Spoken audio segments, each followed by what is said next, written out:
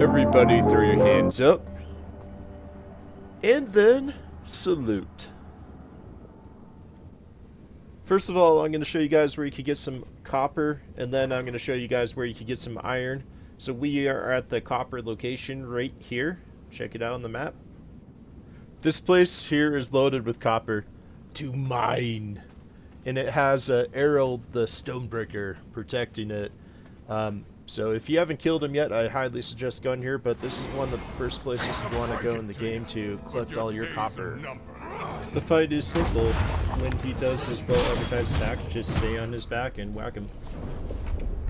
Alright, next we got the iron mine, and one of the first things you're going to see is there's this lady named Meredith in there, and she's pretty OP when you're low level, so I would just try to avoid her.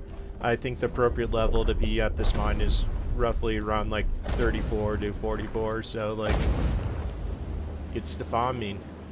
And then here's the best iron location I've found in the game.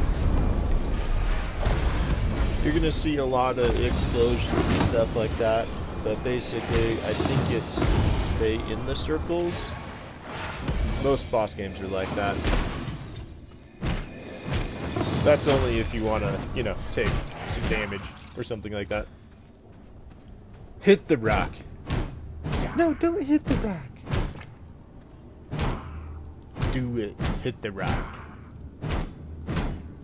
After you heavily abuse the rocks, you decide to ride back home, because now you got all this copper and iron.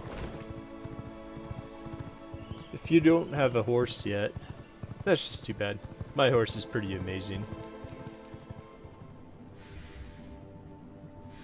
So now you arrived home and you're like, I got all this iron, I could get all this epic gear, and you're like, what?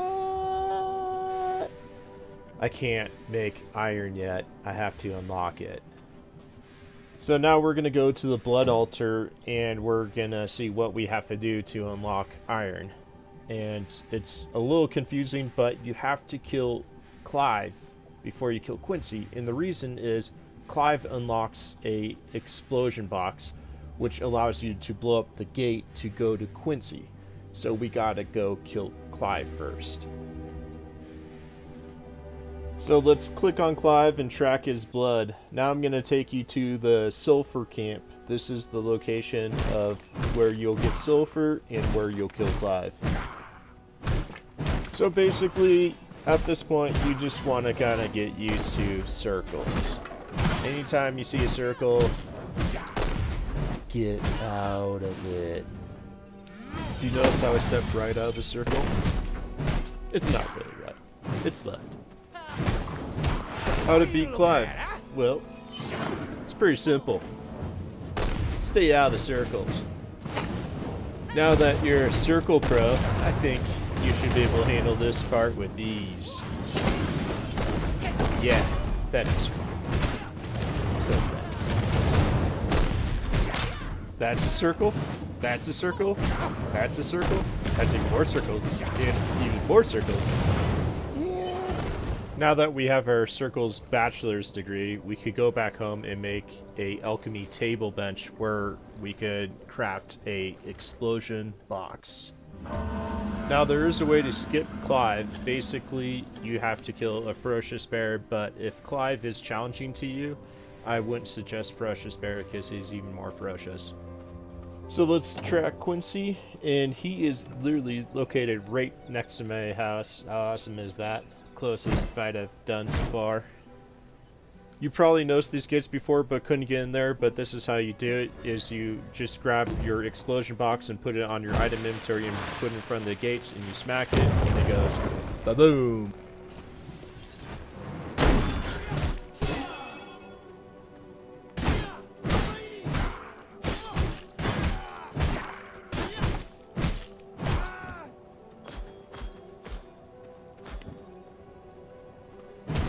What are you doing behind a box, Bob?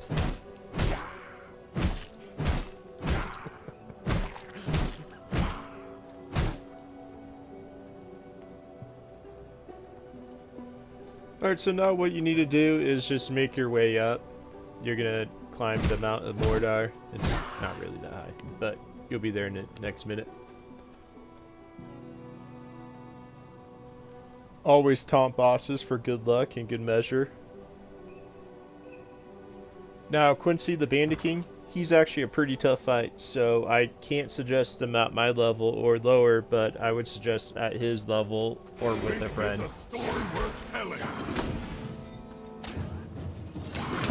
Wow, Mr. Boss. What a big mace you got. But it's not about how big your mace is, it's about how you use it. How I like to do this fight is I like to mostly attack him from range, just because I notice he counter attacks pretty quick, and so it just seemed a little easier to do that way. So basically how you do this fight is he's gonna slam his shield, and you're gonna see 4 earthquake rows getting placed on the ground, and what you need to do is just avoid them, and what I noticed is a lot easier to move them back and forth.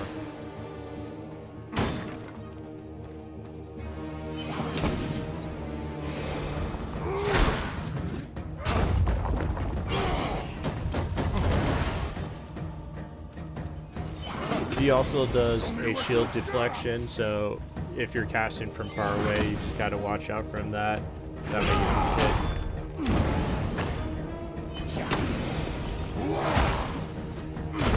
He also summons minions that throw nets on you that will slow you down, so I like to take them out first thing on this fight to make the fight easier.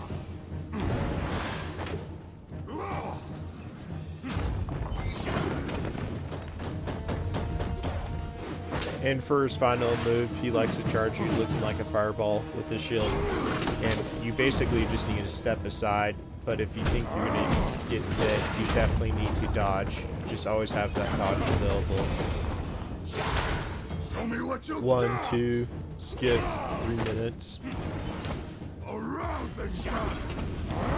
The final phase, he's going to do 3 charges, and when he's done doing those 3 charges, he's going to be stationary for a few seconds, so get ready to do some damage. Show me what you've got! Rise to the challenge! No. Well, this is new.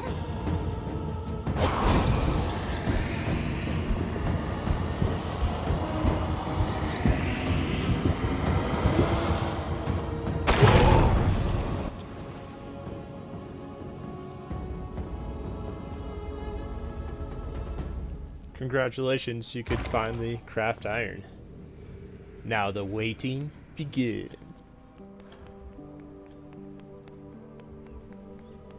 Now that Clive and Quincey are dead, we could make some iron, and we could finally finish the quest, Throne of Command, by making a throne.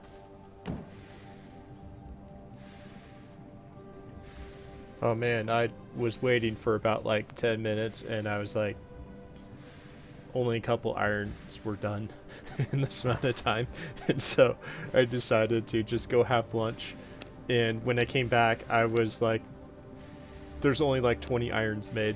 So just a heads up, you basically gotta go AFK after you farm a bunch of iron to get it smelted into ores. Smelted into iron ignites, I mean, not ores. Anyhow, approximately an hour to hour and a half later, I could finally make my blacksmith, and I think I could actually craft my first item. I'm stoked.